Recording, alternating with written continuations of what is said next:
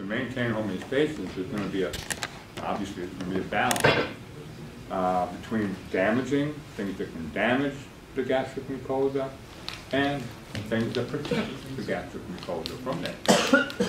Now look at the damaging forces here. Everything that the stomach makes, gastric acid, gastric pepsin, right? The stomach makes this stuff, and it's dangerous, right? You think so? We'll cover that. And it has defensive forces. So let's look at the damaging forces first. These slides are easy. You have to memorize them. We'll cover the whole thing. So, this is an experiment done, I think, in some high school somewhere about, I don't know where it was. But they took a test tube and they put a piece of meat in there. I'm not sure what it is. It could be chicken, fish, I don't know. Piece of meat. And then they added hydrochloric acid to the test tube, waited, came back the next day. Okay. It's okay. So is hydrochloric acid digesting this meat? No. It doesn't look like it. They added pepsin, came back the next day, got a little bit, but most of it's still there, right? When they combine acid and pepsin, it's all gone. All right? So, and that's what this thing is. What you're dealing with here is acid and pepsin. Pepsin will break peptide bonds and start digesting that material. And the pH optimum of pepsin is, remember? 1. Around 2. It's designed for the stomach, which is going to be a low pH, baseless. All right, so it can operate as high as pH 4 and 5, but after that, you're losing a lot of pepsin activity. Remember those curves? Mm-hmm. You still got half of the activity is enough, really, right? But the optimum is around pH 2, in the middle of the normal pH of the stomach. It also, acid and pepsin can kill bacteria that's ingested with the food. We talked about that. That's one of the main things the stomach does, is destroy bacteria before, as much as it can. All right. So if it's doing that, what's stopping the stomach? As you know, is a piece of meat.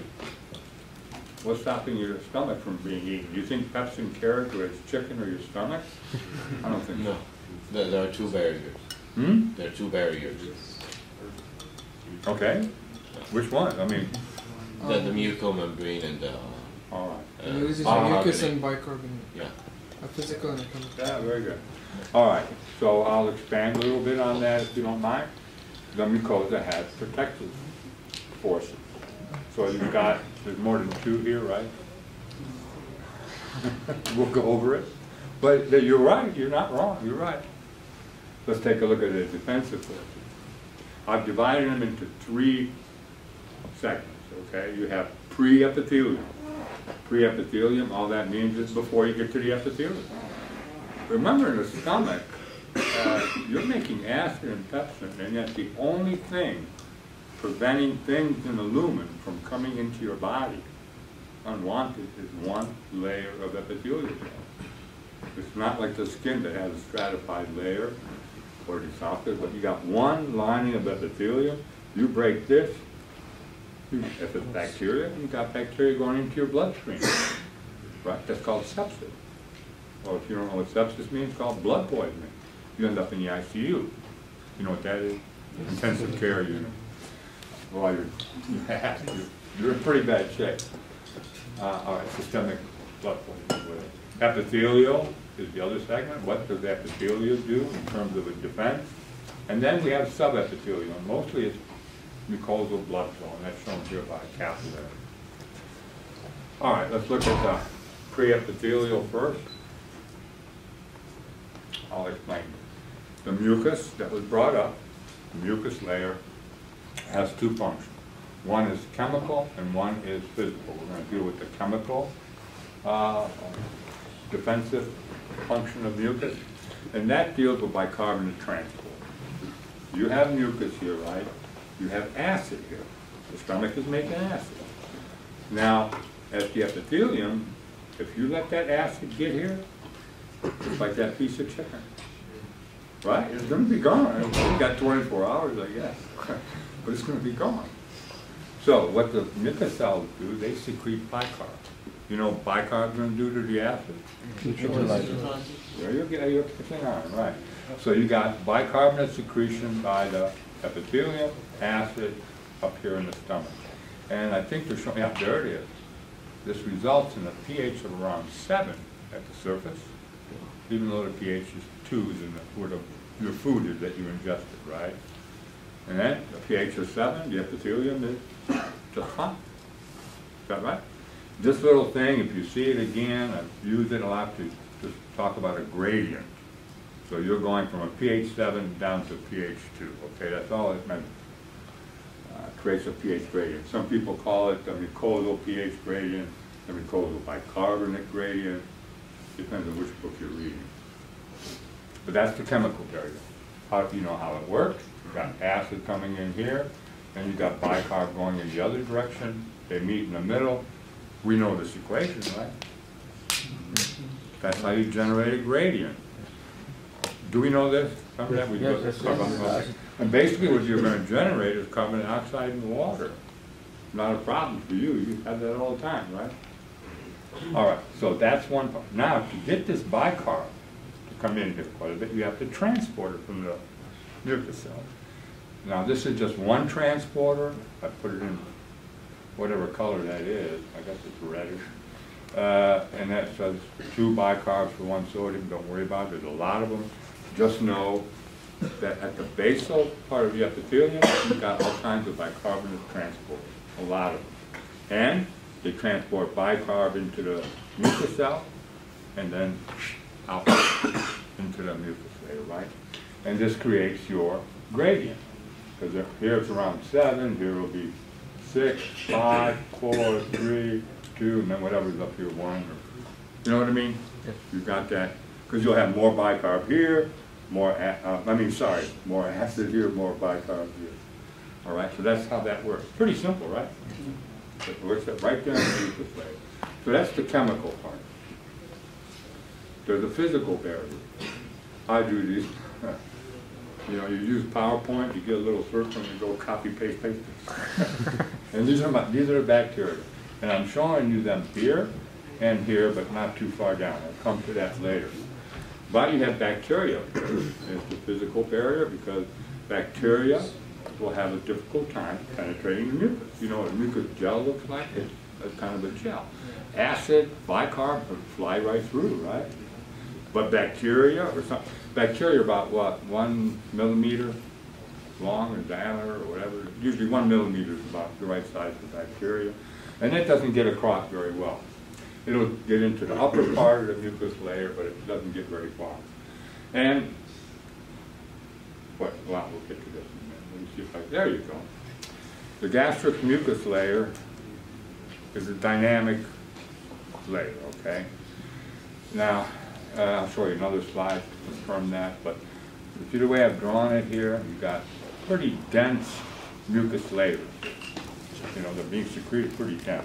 And over here, they're starting to loosen up.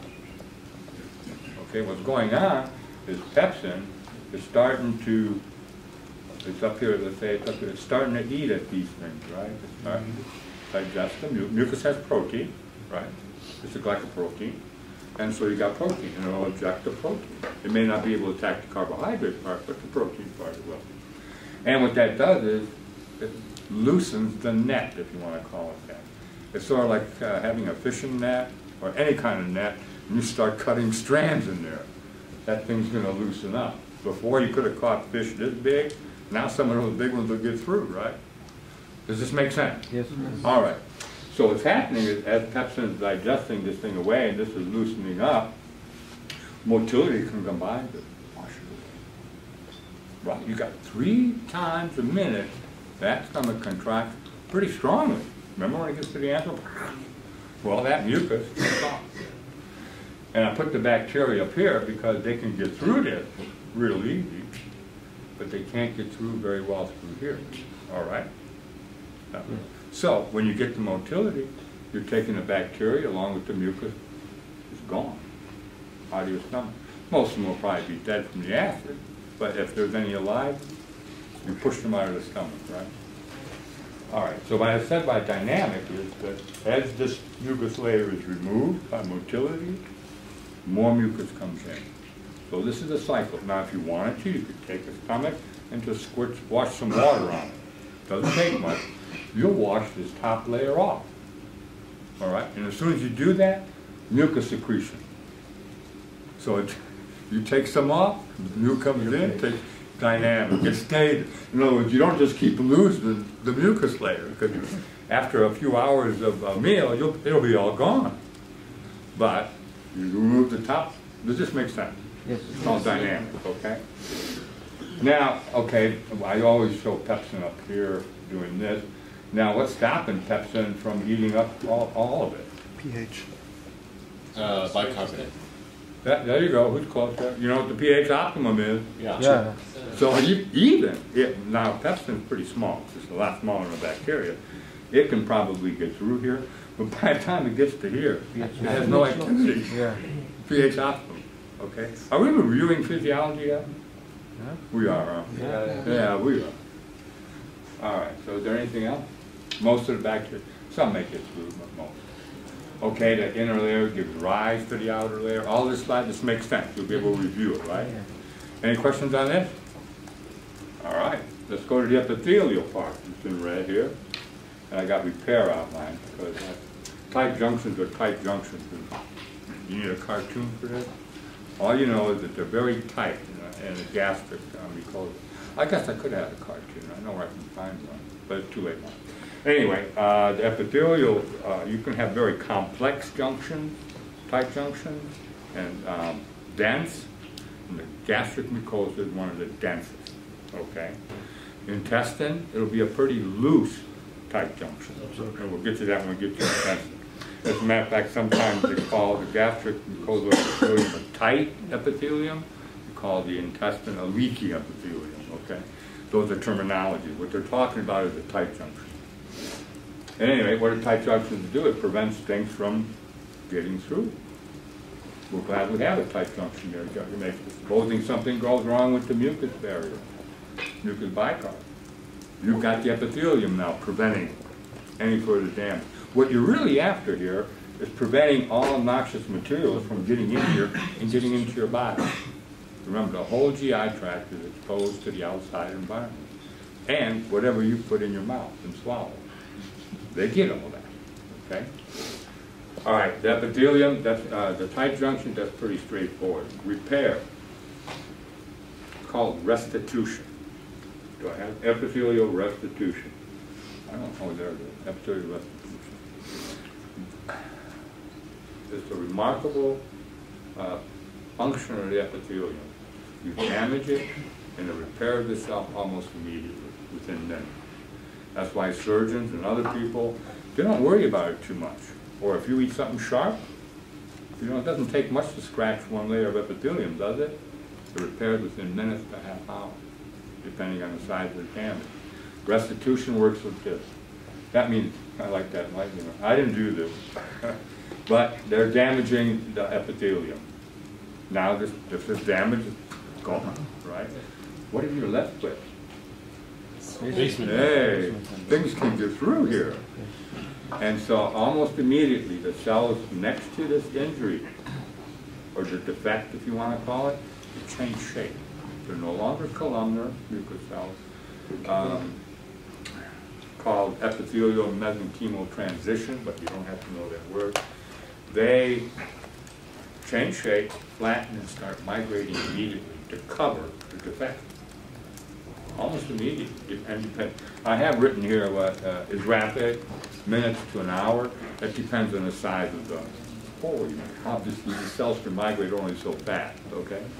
But what's happening is they migrate from both ends, and this is what happens. They have resealed that epithelium. This occurs within minutes. Well, half hour at the most, probably. So it said restored cell-cell. What is that? I don't know how you read that word. Interaction. Is that okay? Yeah. Does that restitution happen just in the stomach or in the whole epithelium? The whole epithelium, yeah. We're in the stomach right now. All the epithelium in GI tract has the capacity to do that. When we get to the intestine, if you want to do. As a matter of fact, well, I'll show you a piece of the intestine. This is the villi. The same thing happens in the stomach. I just couldn't find a comparable cartoon for the stomach. But that answers your question, right? Yes. It happens everywhere. So let's pretend it's the stomach, but you know you know what a villus looks like, right? Yes. And if you see stuff like this, you know you're in the small intestine, right? Because it has villi. Stomach doesn't have villi, right? All right, so let's damage it. There you go. There it is. Naked basement membrane or lamina propria. I like that. They colored it green. Something's going to happen here. Well, we covered that. The epithelium is being covered, right? That's true. But is it functional? Let's take a look at that. Remember? Columnar, that's what makes your mucus secretes it. All they're doing is covering the defect, repair. But they're no longer columnar. Yeah. You know, you only have so many cells to cover a defect. You know what I mean? They just migrate and cover. They have to get smaller. Does this make sense from a physical point of view? So, for complete repair, now they say healing is starting. Remember when we talked about cell turnover? Yeah, stem cell. 3 to 5. You migrate upward. So you're going to, now for complete healing, you're going to have to, for functional healing, maybe that's a better word, you're going to have to wait 3 or 4 days. But in terms of protection, you've done that within that model, right? You've sacrificed a little bit of function there to create a patch. Does that make sense? It's called restitution. It occurs within minutes. All right? Good enough? We go on? Yes. All right, the next thing is subepithelial, and that's primarily mucosal blood flow. A lot of people don't care about the gastric circulation. Some people do enough to draw cartoons. And this is the gastric circulation. You don't have, unless you want to know it. You don't have. Not for me anyway. But we do know in the submucosa you have your major arterioles and venial. You know that? Yeah. Yeah, you covered that, right? All right. Submucosal artery, submucosal venial. Arteries come in, they go up this area. You know what this is, the pit, right? Up this area. Then they create a plexus around the pit. And then they drain out through this vein. Okay, submucosal venial. But let's not worry about that. We know the general idea. Let's focus on this part. Remember parietal cells? They make what? Acid, right? Now, when they're making acid, that's what they're showing you here, acid flow. Right? Okay, they make acid. When they're making acid and they're putting protons out into the gastric lumen, what are they doing on the other end? Bicarbonate. Did you hear that? Yeah. Bicarbonate. Bicarbonate. You remember that? Why? Yes. When, from the carbonic anhydrase reaction with carbon dioxide and water, you're generating carbonic acid. But eventually you're going to get a proton and bicarb. You're pumping so much acid out that that cell doesn't want to become alkaline. So on the other end, it's called the alkaline tide. Remember that? If you measure the pH, I already told you this, didn't I? Yeah. So if you measure the pH of the gastric venous blood during acid secretion, it'll be alkaline. All right? Let's take a look at that. So you got acid.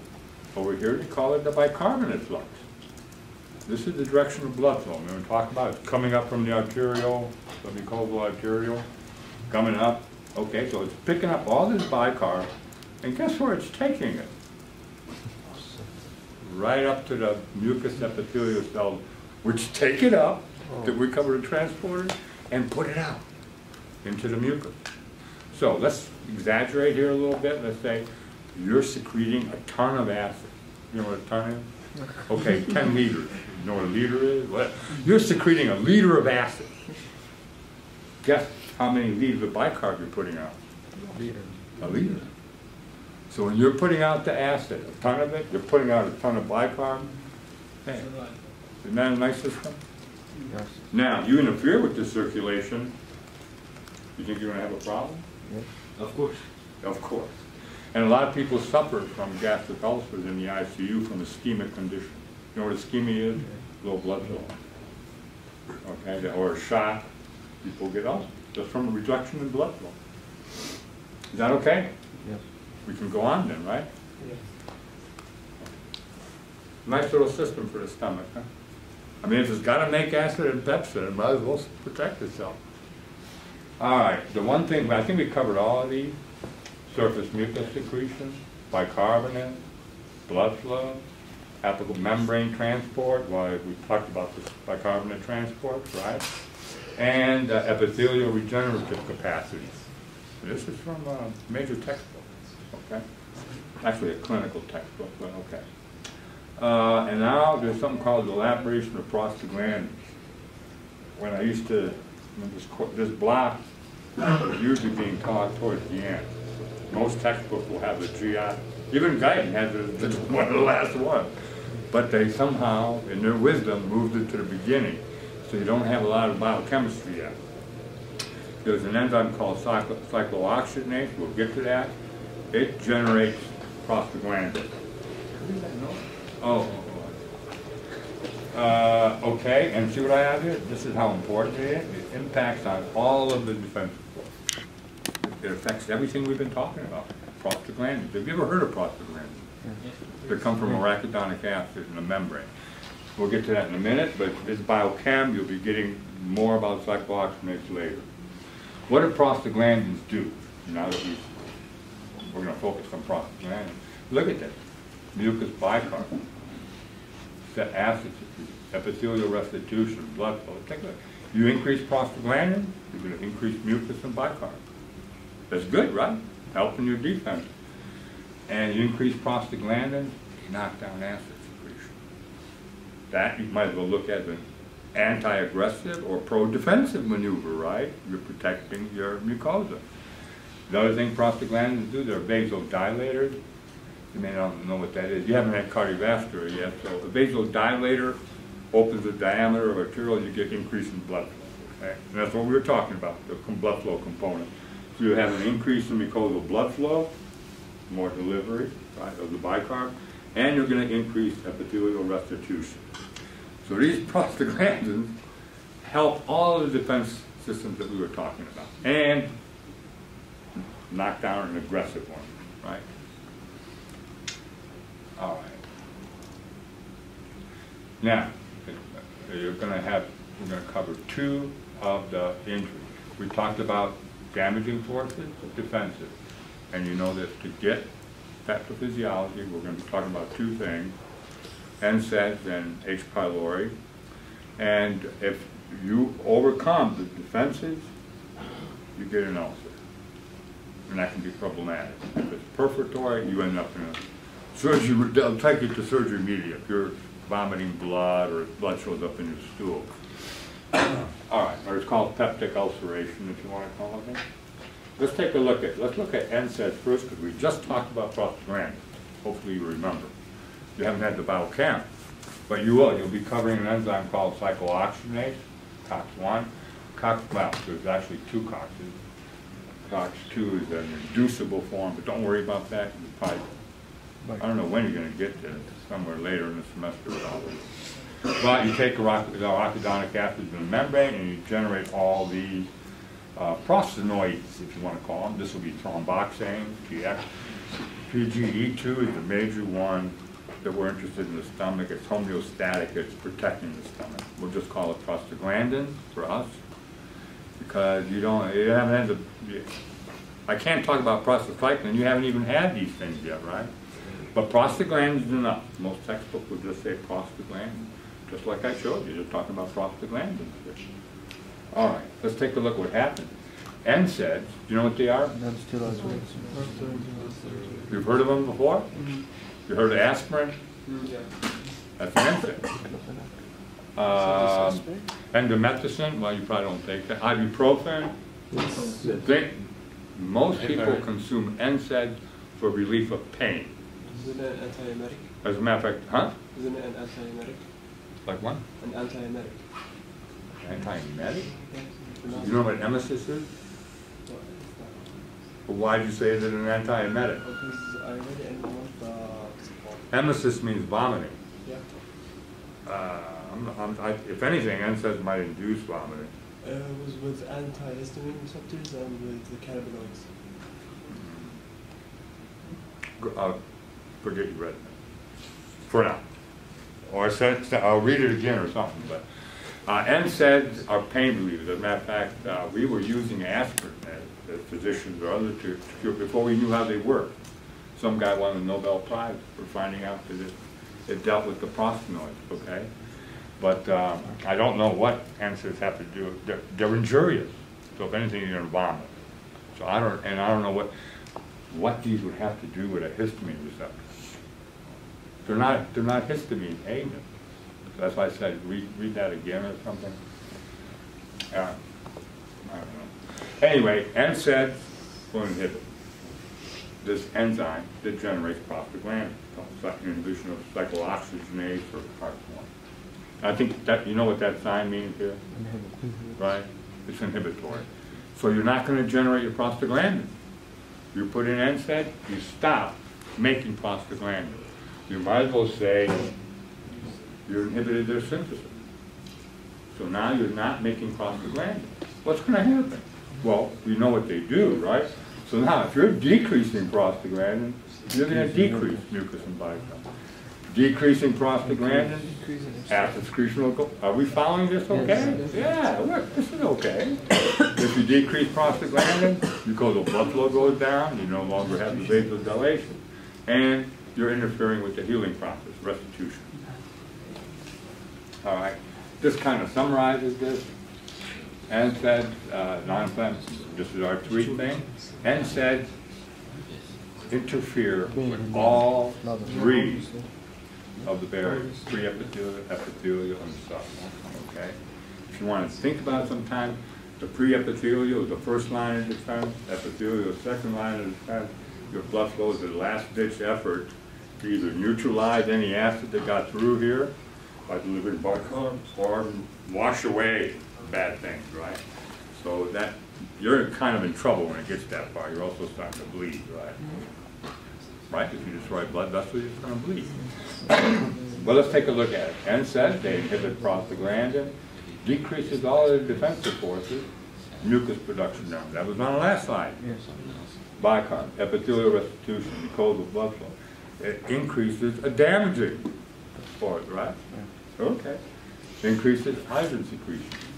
Also, I didn't talk about that, but they can directly damage the epithelium. You put NSAIDs on epithelial cells in culture, or they'll start damaging the cell. Okay, so they're directly cytotoxic. Why are we taking them? Look what they're doing. Pain relief. Not a problem. To get damage,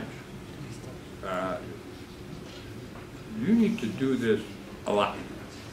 It's called, use it more than occasionally. You know restitution, right? We just covered that, rapid repair.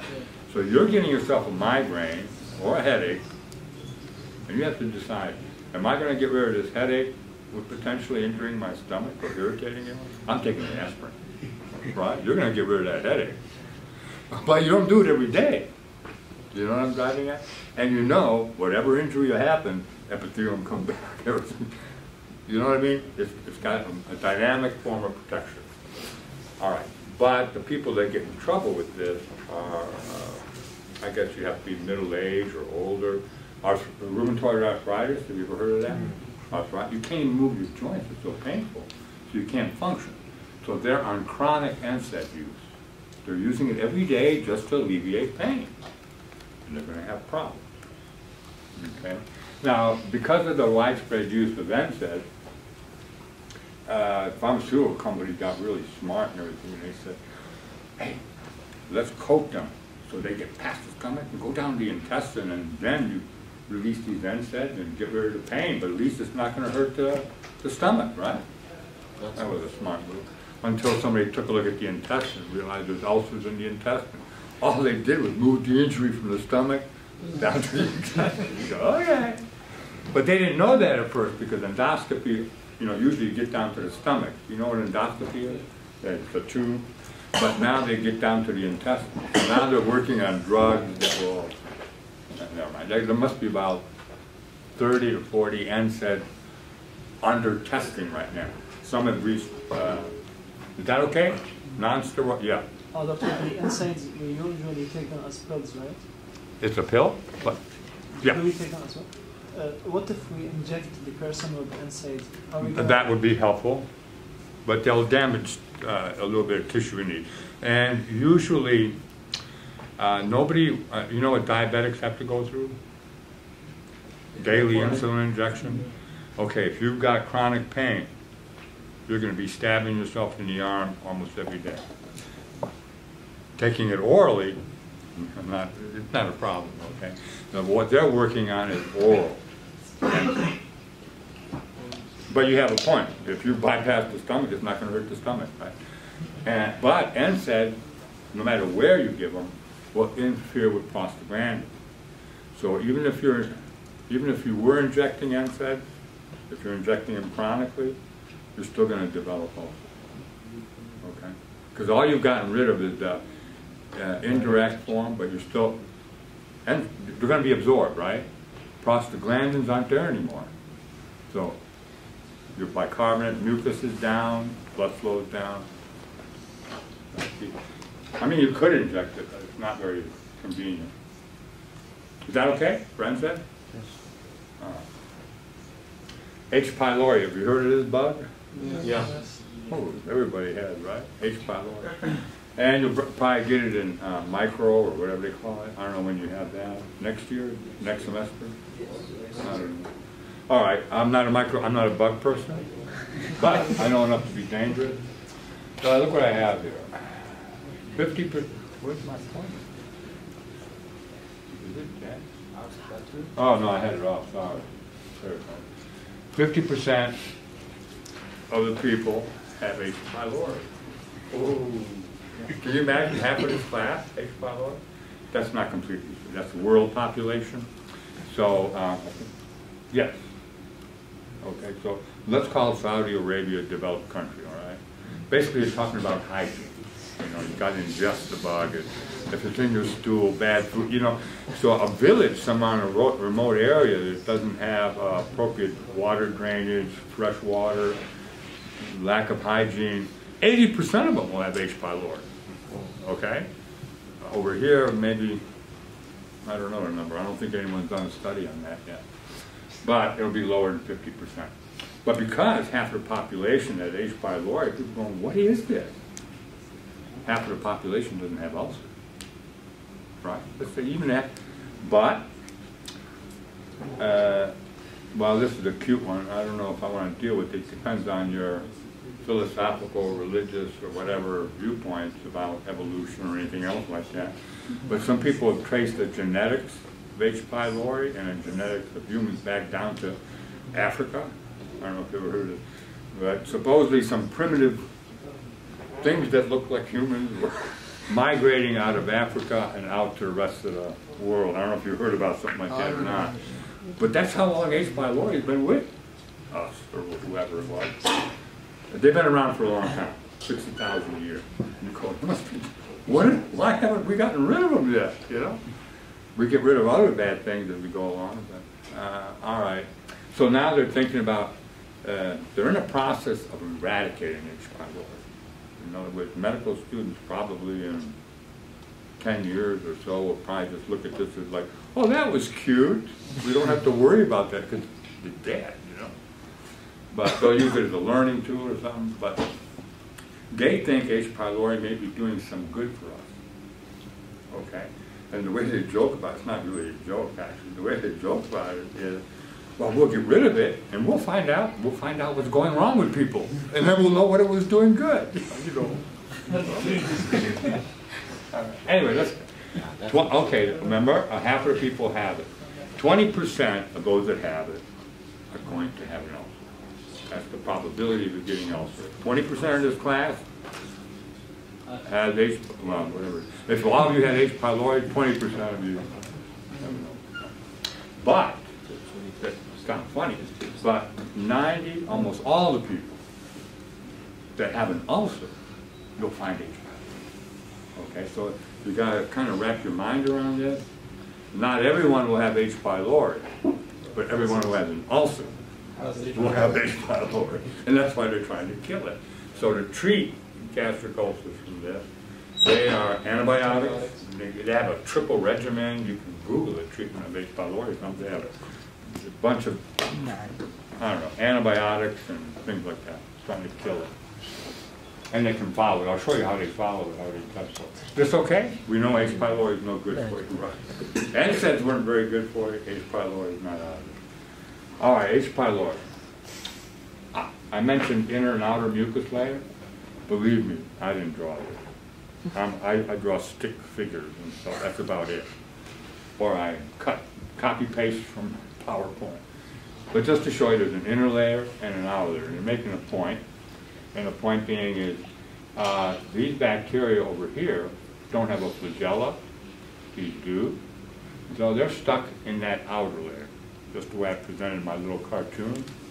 And when motility comes along, that outer layer is going to be gone, more mucus creating, it's a dynamic thing, it's not static. Now what they're showing you here is an actinic gland.